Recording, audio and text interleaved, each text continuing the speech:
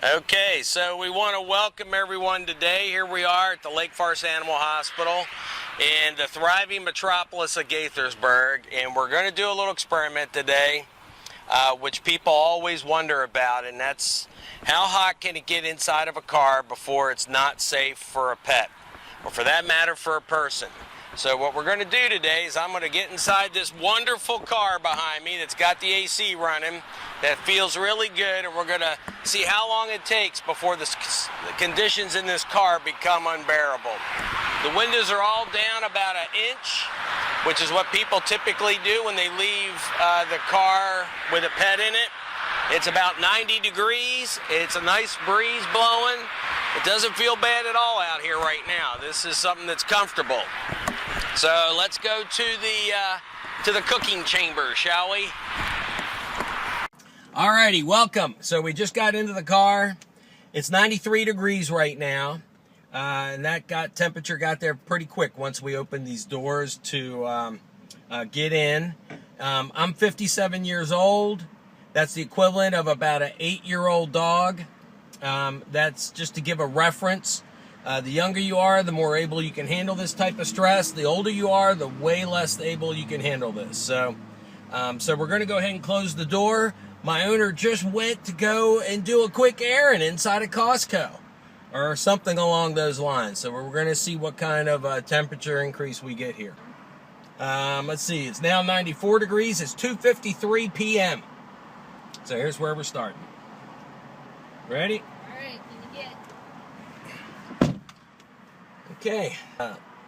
So instantly what I could feel is the breeze that was present outside is now gone. I don't feel any breeze. Even though we have the windows cracked, I do not feel a breeze. So now the big thing with heat stroke, and that's what happens when dogs, or people for that matter, get overheated, is that it causes changes in the body up to a point at which they become irreversible. And when that happens, when they're irreversible, that's when things go really bad. So one of the things we're going to do is I'm going to start taking my temperature to see where my temperature is right now. So, okay.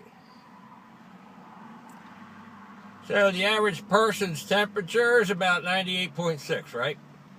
And I'm already starting to sweat. Now, of course, so I'm 98.5 right now. So that's our starting temp for me. So, of course, we can sweat. Animals cannot sweat. Sweating is a huge advantage for cooling. As that sweat develops on our skin, it evaporates and it cools the body. Only places cats and dogs can sweat are their feet. That's about it. So they rely on panting to move air over their tongues quickly to get cool. And that's not something that's very efficient compared to sweating. All right, so it's been only about 4 minutes. So we're already at 99 degrees. Let me show you. All right, 99 degrees, and that took 4 minutes. So at least here I can watch the activity outside. It kind of keeps things interesting. That's certainly what your dog would do. Look out the window, see what's happening. And it would take their attention for a while until things start to become more uncomfortable. So that did not take long to go what? Well, it's 104 now. So we've almost gone 10 degrees increase in temperature in about 5 minutes. And that's with the windows cracked. So just to get back to a little discussion on heat stroke, when the body temperature, now normal body temperature in dogs and cats is up to about 102.8. They are warmer than we are. So when the body temperature gets to about 106, protein begins to denature. When that temperature hits to about 108, a lot of different things begin to happen. One of the most important is the body goes into a type of state called DIC, and that stands for disseminated intravascular coagulation, and for short, it means death is coming. And what happens with that is the body starts to consume clotting factors, what's called a consumptive coagulopathy. And so when it begins to do that, that will occur or continue until the point at which there are no clotting factors remaining to adequately clot blood. And the problem with that is, if you don't have clotting factors constantly working in your system, you will bleed throughout every vessel of your body, spontaneously. So, at this point now, it's now, let's see, it's 110 at 259. So, almost 10 minutes, and we've gone up to 110 degrees. So what happens, at this point, dogs and cats would begin to pant rather excessively. And then begin to have problems with respiratory ventilation. Then their efficiency at moving air, when the air is so hot, its cooling effect is minimal. So once they get to about this temperature, they can pant all they want. There's no more effective cooling. And so now they just begin to rapidly overheat. Now I'm going to take my temperature, see where we are. It's now 113. So we just lost one of our cameras because of the heat. So we now have gone to 115, and so it has stopped functioning. And I'm starting to sweat much better. Just to reiterate, it's been 11 minutes, we're at 118. Well, my temperature is still pretty good, it's 99.2. We're now at 120, and Gabby has joined us because we now lost 2 iPhones. They're not functioning, so mine is just shut down. So my last temperature that I took on myself was 99.5. Inside the car now, it's been about 15 minutes. We're at 120. So 131. And it has been, actually, it's now, right now, 20 minutes. It's been 20 minutes. We've gone from 93 to 131 in 20 minutes. And that's with the windows cracked. And our third camera died. That's right, we're having camera problems at this heat. So our heat index is 163, and I guess that's calculating no heat or no air movement. So I'm definitely getting a headache. I'm definitely feeling air definitely is more oppressive. Your breathing definitely is getting a little more difficult. All right, so 20 minutes. This would be 20 minutes with your pet in here. They would be in more serious of a situation because 1, they got a fur coat. 2, they're panting to try to cool themselves, not sweating. And they would probably be a lot more active. They don't realize by being still would be in their benefit. So all this works against them. And I would bet by this point, your pet would now begin to suffer exhaustion and would become incredibly weak. So, if you were to find them, the treatment for this is what? What do you think? What do you think I'm going to do as soon as I get out of this car? I'm going to hose myself down. So, if you have it available, the first thing would be to hose them with water. Get their temperature down. Next thing is get them to an animal hospital. Start IV fluids immediately. Medications to help reverse the effect of DIC or the process of DIC. Maybe even a plasma transfusion to stop that as well. So usually if you can catch them at this point, you could save them. The point of no return is when their temperature, their body temperature, hits about 110, that's pretty much done. There's not a lot anybody's going to do. So if they become unconscious, that's extremely bad.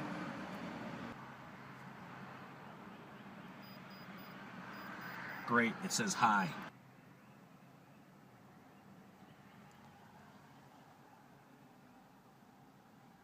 So the odds of going in and out of a store in 25 to 30 minutes, unless you went in for one thing and you came out and you were moving, the odds of that happening are slim. You know you're going to take longer than that. So if you tried to find a place to park in the shade, that would have been helpful, but it's not going to reverse this 100%. It's not, it blended a little bit.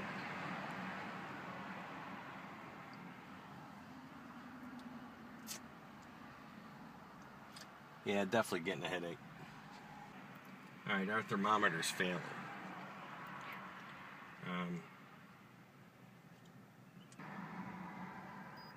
All right, looks like I'm at 99.9, so I'm about to break 100. When I used to scuba dive, sitting on the deck of a boat in your diving gear with neoprene suits on, somehow I was always able to kind of breathe myself into being cool instead of being too hot. Well, we'd have people fainting all the time on deck.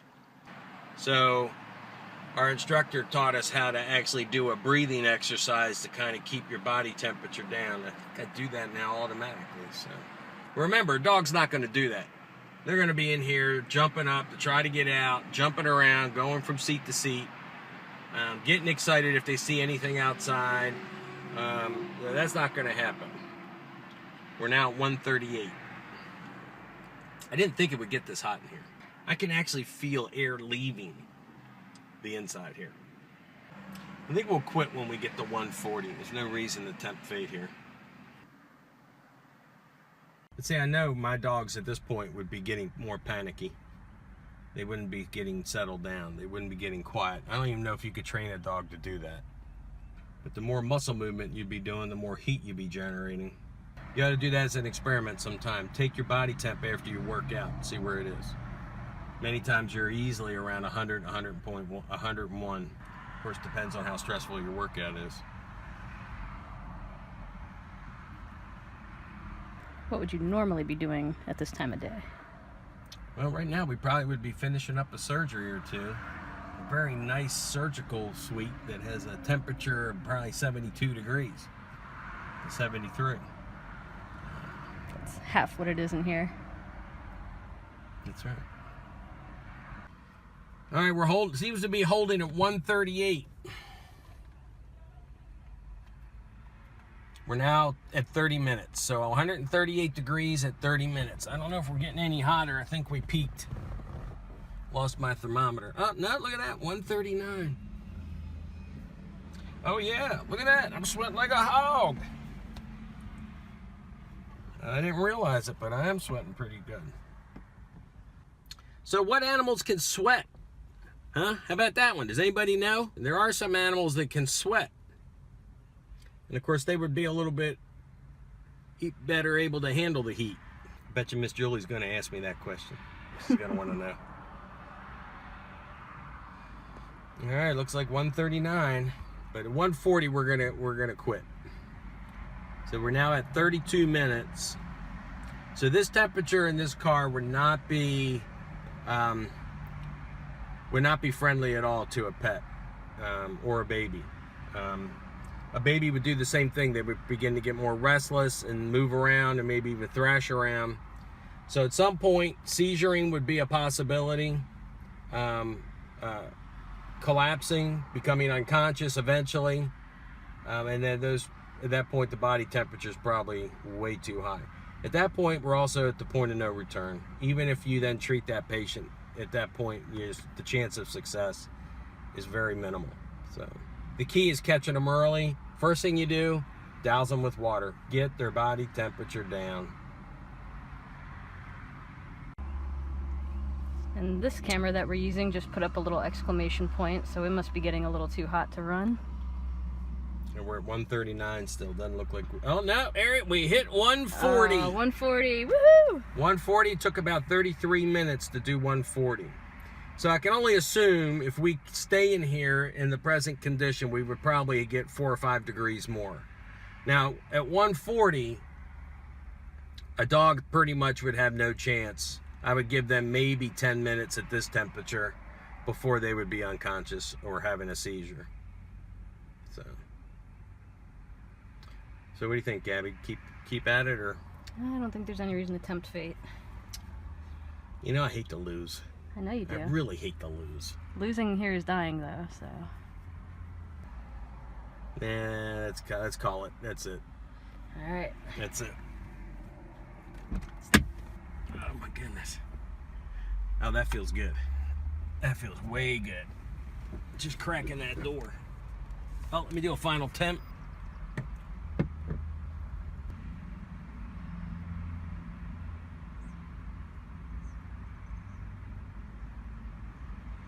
It's not working right. Yep, it's got a big old X. It's not working right. So we've lost what? We've lost several iPhones. Almost lost our digital thermometer. Lost our individual thermometer. Lost our Nikon. Lost the Nikon camera. So the heat definitely has its takes its toll. Alrighty, folks. It's been fun. It's been real. See ya. Oh, that feels great. Woo.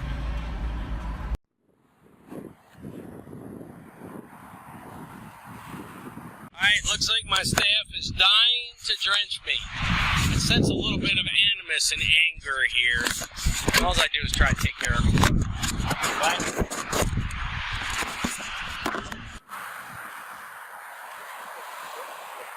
you know, I'm going to have to take one of those away.